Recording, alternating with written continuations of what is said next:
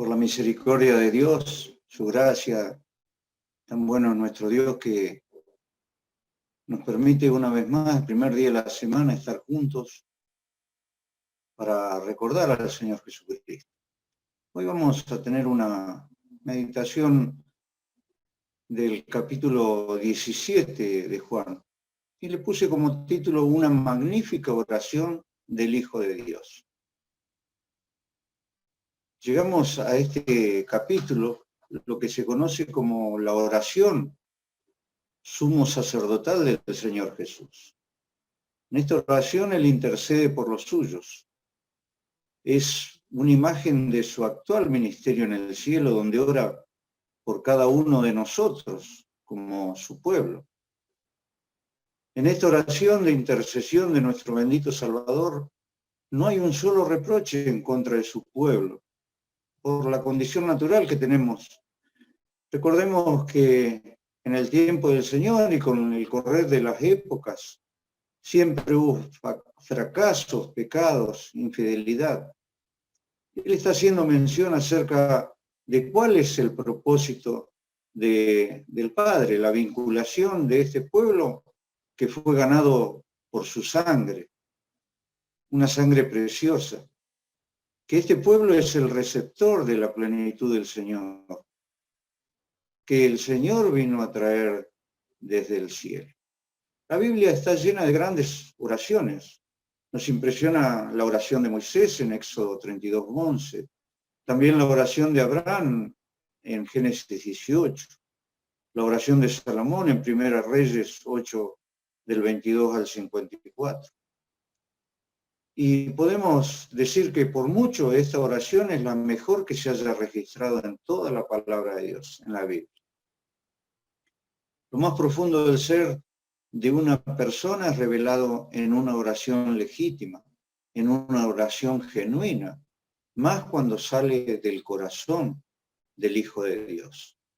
Esta es una oportunidad única para ver la naturaleza y el corazón del Señor. En esta oración Jesús menciona varios temas que se desarrollan en el Evangelio de Juan. La gloria, glorificar, enviar, creer, mundo, amor. Jesús levantó sus ojos cuando oró. Esta es una postura que generalmente no asociamos con una oración profunda. Tendemos a inclinar nuestra cabeza y cerrar nuestros ojos. Esto nos muestra que no debemos confundir costumbres no esenciales de la oración con aspectos esenciales de la oración. En los evangelios vemos la importancia que Jesús dio a la oración. Él comenzaba sus días conversando con el Padre y aprovechaba cualquier oportunidad para invocar la presencia y el poder de Dios. A veces oraba solo, eso lo vemos en Marcos 1:35, en otras ocasiones acompañados, en Juan 11:41 y 42, oraba antes de comer, eso lo encontramos en Lucas 24:30, y también lo hacía después de sanar. Eso también podemos verlo en Lucas 5:12 al 16. La oración tenía un lugar esencial y especial en la vida de nuestro Salvador. La oración del Señor Jesús en este capítulo 17 la podemos dividir en tres secciones.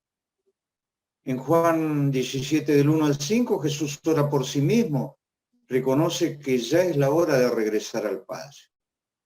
Del versículo 6 al 19 ora por sus discípulos y los encomienda en su nueva misión.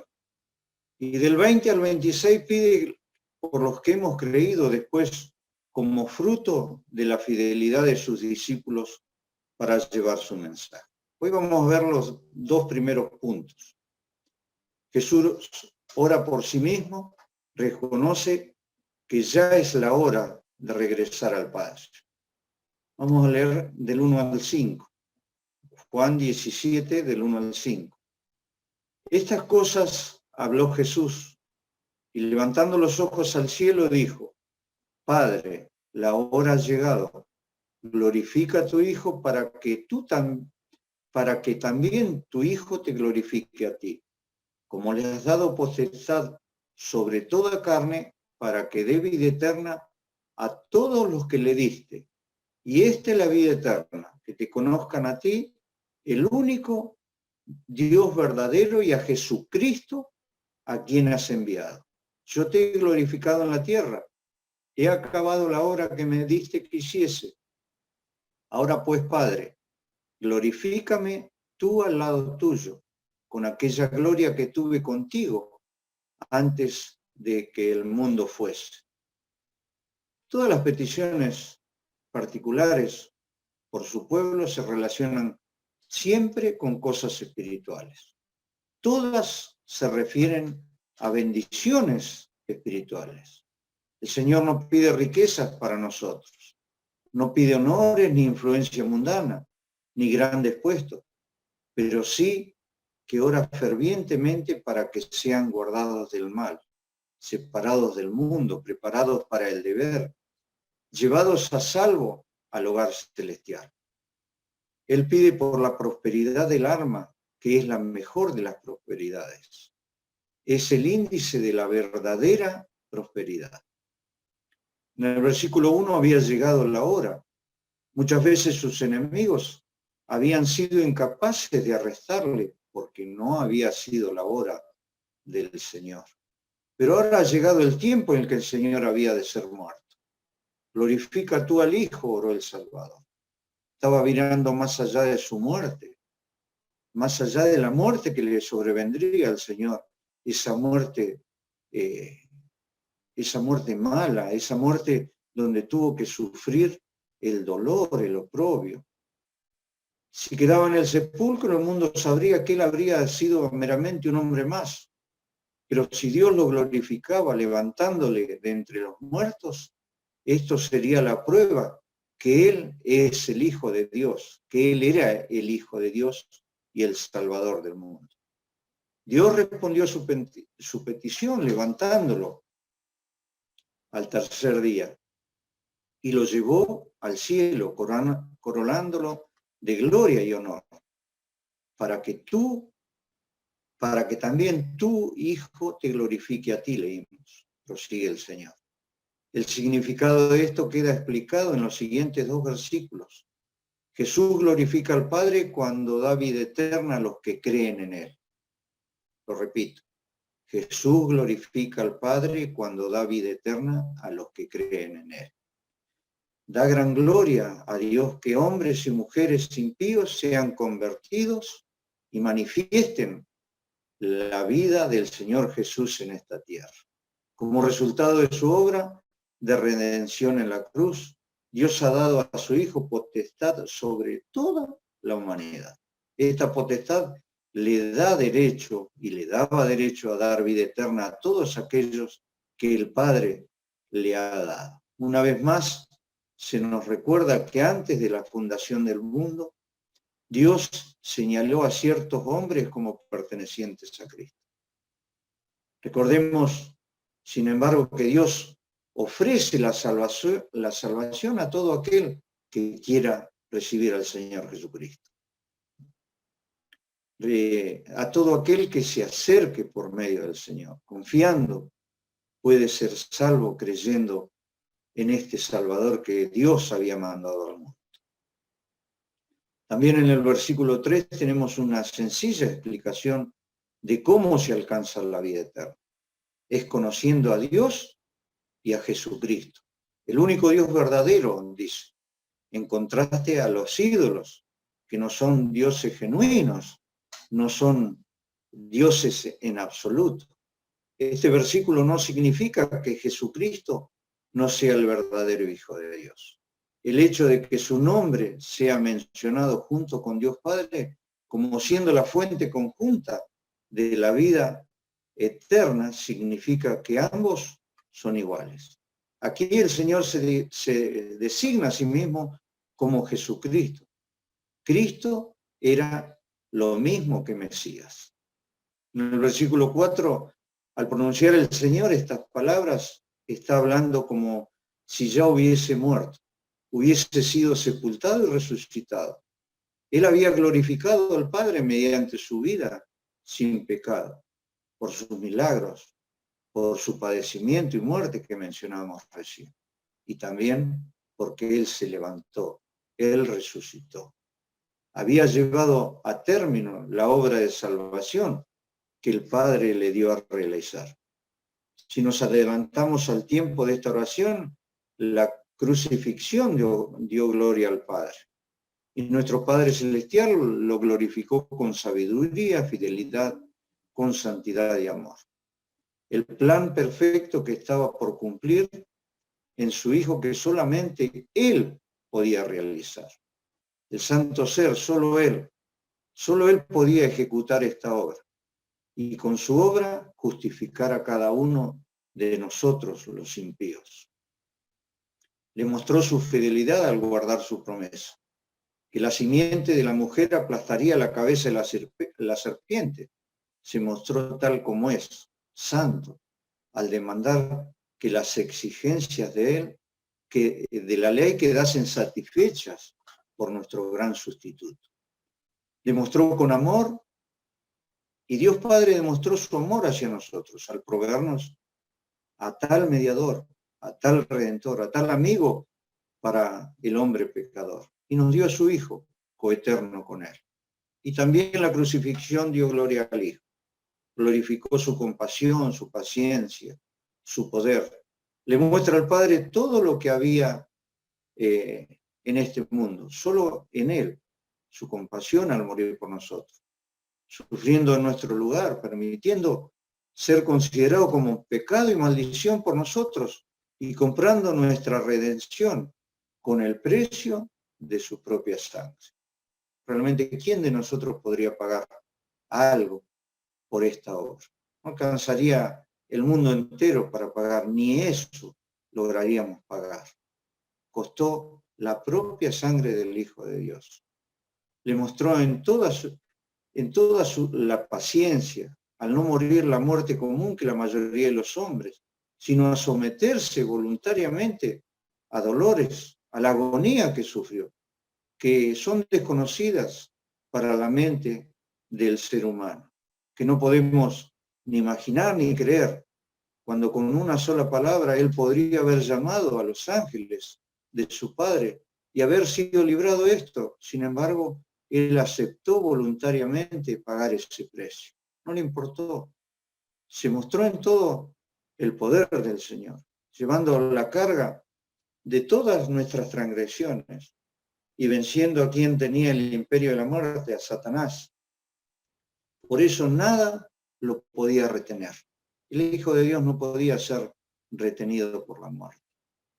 Antes que Cristo viniese al mundo, moraba en el cielo con el Padre.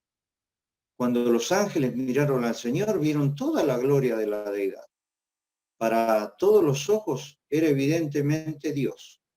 Pero cuando vino entre los hombres, la gloria de la deidad quedó velada, aunque seguía siendo Dios. Esto no era evidente para la mayoría que los observaban en ese tiempo. Le vieron meramente como un hombre, como el hijo del carpintero. Aquí el Salvador ora para que le sea restaurada la manifestación visible de su gloria en el cielo. Las palabras que leímos, glorifícame al lado tuyo, significan que podíamos transliterar esto, glorifícame en tu presencia en el cielo, que la gloria original que compartía contigo antes de mi encarnación sea reanudada. Esto enseña de manera clara la preexistencia de Cristo antes de la fundación del mundo. Ahora vamos a ver del versículo 6 al 9. He manifestado tu nombre a los hombres que del mundo me diste. Tuyos eran y me los diste. Y han guardado tu palabra. Ahora han conocido que todas las cosas que me has dado proceden de ti. Porque las palabras que me diste les he dado y ellos las recibieron y han conocido verdaderamente que salí de ti. Y han creído que tú me enviaste. yo ruego por ellos, no ruego por el mundo, sino por lo que me diste, porque tuyos son. Ahora, como dijimos, Jesús ora por sus discípulos y los encomienda a la misión. Jesús había manifestado el nombre del Padre a sus discípulos. El nombre en la Escritura significa la persona, los atributos, el carácter. Cristo había manifestado plenamente la verdadera naturaleza del Padre. Los discípulos habían sido dados del mundo al Hijo. Habían sido separados de la masa de la humanidad y puestos aparte para pertenecer a Cristo. Y antes que el mundo fuese, leímos, ya eran del Padre y vinieron a ser de su Hijo Jesucristo por regalo del Padre y por logro de su sangre que iba a ser derramada. A pesar de los fracasos y faltas, acreditando que han creído y obedecido su enseñanza, dice el Señor, han guardado tu palabra. Aunque podían haber dicho, el Señor podía haber dicho lo que iba a pasar, que iba a ser abandonado por casi todos, menos por Juan. De esto no hizo ninguna mención, no hizo ninguna alusión de lo que estaba a punto de suceder. El Salvador había representado al Padre de un modo perfecto. Explica a los discípulos que él no hablaba ni actuaba por su propia autoridad, sino solo como el Padre le había instruido. Y ellos habían creído que el Padre había enviado al Hijo. Es más, Cristo no originó su propia misión, vino en obediencia a la voluntad del Padre. Él fue perfecto siervo de Jehová. Como sumo sacerdote rogó por los discípulos, no rogó por el mundo. Por esto no debería ser como significado que Cristo nunca rogase por el mundo. En la cruz oró, Padre, perdónalos porque no saben lo que hacen. Pero aquí estaba orando como aquel que representaba a los creyentes ante el trono de Dios. Aquí su oración solo podía ser por los suyos. En el versículo 10 al 14 nos dice, y todo lo mío es tuyo, y lo tuyo es mío. He sido glorificado en ellos, y ya no estoy en el mundo, mas estos están en el mundo, así como nosotros. Cuando estaba con ellos en el mundo, yo los guardaba en tu nombre. A los que me diste, yo los guardé. Y ninguno de ellos se perdió, sino el hijo de perdición para que la escritura se cumpliese. Pero ahora voy a ti. Hablo esto en el mundo para que tengan mi gozo cumplido en sí mismo.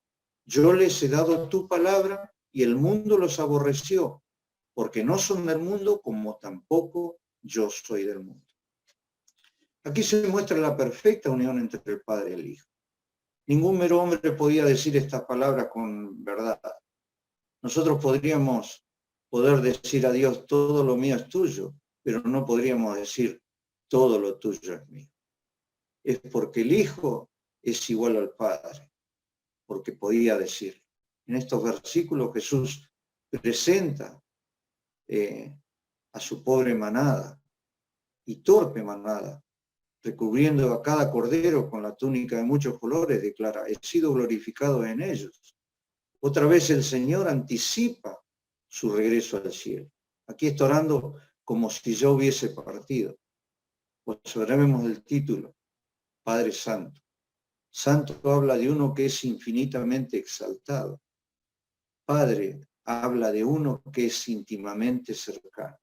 La oración de Jesús, que sean uno, se refiere a la unidad en el carácter cristiano, a la unidad como iglesia. Así como el Padre y el Hijo son uno, en semejanza moral, así los creyentes deberíamos estar unidos al respecto. Que sean semejantes al Señor Jesucristo. Cuando no estaba con los discípulos, el Salvador los guardaba en el nombre del Padre, es decir, por su poder y autoridad. Ninguno de ellos se perdió, salvo el que lo traicionó. Dijo Jesús, sino el hijo de perdición. Solamente se perdió Judas. Pero esto no significa que Judas fuese uno de los dados al Hijo por el Padre, ni jamás fuese un verdadero creyente. La oración significa: los que me diste guardado, y ninguno de ellos se perdió, pero el hijo de perdición se ha perdido, para que se cumpliese la Escritura. El título El hijo de perdición significa que Judas fue consignado a ruina o a condenación por elección propia. Judas no fue empujado a traicionar para que fuese cumplida la profecía, sino que de sí mismo decidió traicionar al Salvador y actuar, y así se cumplió la Escritura. El Señor sabe todas las cosas, y el Señor sabía esto y también estaba escrito. El Señor le explica por qué estaba orando en presencia de sus discípulos. Es como si les estuviese diciendo: estas son intercesiones que jamás dejaré de hacer en el cielo delante de mi Padre. Pero ahora hablo en el mundo, a oídos de ustedes, para que ustedes comprendan de manera más clara cómo estoy allá ocupado en su bien. El Señor está ocupado por nosotros, para que puedan ser hechos en gran medida participantes de mi gozo. El Señor dio la palabra de Dios a los discípulos y ellos la recibieron. Como resultado, el mundo se revolvió contra ellos, se puso en contra de ellos. ¿Y qué pasó? Los aborreció. Presentaban los rasgos del Señor Jesús y por eso el mundo los menospreció. No concordaban con el orden mundano que estaban en las cosas en ese tiempo. En el versículo 15 dice: no ruego por que los quites del mundo, sino que los guardes del mal. No son del mundo, como tampoco yo soy del mundo. Santifícalos en tu verdad. Tu palabra es verdad. Como tú me enviaste al mundo, así yo los he enviado al mundo. Y por ellos yo me santifico a mí mismo, para que también ellos sean santificados en la verdad. El Señor no rogaba que el Padre quitase a los creyentes del mundo de un modo inmediato. Él no pretendió eso. Habían de ser dejados aquí para crecer en la gracia y dar testimonio del Señor Jesucristo. Pero la oración de Cristo era que fuesen guardados del maligno, no de escaparse de él, sino que los preservara. Los cristianos no son del mundo, como tampoco es Cristo. Deberíamos recordar esto cuando somos tentados a involucrarnos en el pasatiempo del mundo o a entrar en asociaciones mundanas en que el nombre de Jesús no es bien aceptado. Santificar significa poner aparte, como sabemos. La palabra de Dios tiene un efecto santificador en los creyentes. Al leerla y obedecerla somos separados como vasos apropiados para el uso del Maestro. Esto es exactamente lo que pedía el Señor aquí. Quería un pueblo apartado a Dios, separado del mundo, útil para Dios. Tu palabra es verdad, dijo el Señor. No dijo, como tantos dicen en la actualidad, tu palabra contiene verdad. Él dijo, tu palabra es verdad. El Padre envió al Señor Jesús al mundo para que revelase el carácter de Dios a los hombres. Al orar, el Señor sabía que pronto iría de vuelta al cielo, pero futuras generaciones seguirían necesitando un testimonio acerca de Dios. Eso lo tenemos bien presente porque la palabra de Dios no quedó en ese tiempo, sino que también llegó a nosotros casi 2000 años después. Esta obra la deberían llevar a cabo creyentes por medio del poder del Espíritu Santo. Naturalmente, los cristianos jamás podrán representar a Dios de manera tan perfecta como Cristo lo hizo, porque nunca vamos a ser iguales a Dios. Reconocemos nuestras imperfecciones. Sabemos que aún mora el pecado en nosotros, pero sabemos que tenemos un Dios que nos puede guardar, que debemos luchar contra él. Los creyentes están aquí igual para representar a Dios en el mundo. Cada uno de nosotros debemos representar a Dios en este mundo. Por esta razón, el Señor Jesucristo fue enviado. Santificar no significa necesariamente ser santo. Él es santo en lo que refiere a su carácter personal. El pensamiento es que el Señor se separó para la obra de su Padre, por lo que Dios lo había enviado para que él hiciese. Es decir, él tuvo que tener una muerte sacrificial. Puede también significar que puso aparte, tomando su lugar fuera del mundo y entrando en la gloria. Su santificación es el modelo y su poder nos ayuda a santificarnos diariamente. Deberíamos quedar separados del mundo y encontrar nuestra porción todos los días en él.